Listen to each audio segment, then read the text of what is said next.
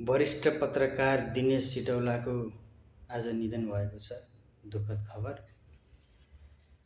बालेन शाहको चुनावी प्रचार प्रसारमा उहाँ पनि संलग्न हुनुहुन्थ्यो पश्चिम नेपालतिर, र मलाई यो लाग्छ पक्कै पनि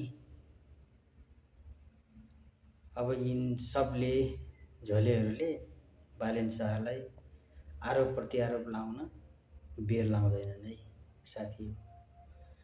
यो मलाई 100% पहिले शङ्का भइसकेको थियो। दिनमा सुन्दै म यतिखेर राति 11 बजे समथिङ यो भिडियो बनाउँदैछु। यिनीहरूले अब पनि बालेनलाई आरोप लगाउन छोड्दैनन्। वरिष्ठ पत्रकार दिनेश सिटौलाको आत्माले शान्ति पाओस्, उनको परिवारलाई धैर्य धारण गर्ने शक्ति पशुपतिनाथले दिउन् भन्ने कामना गर्दछु।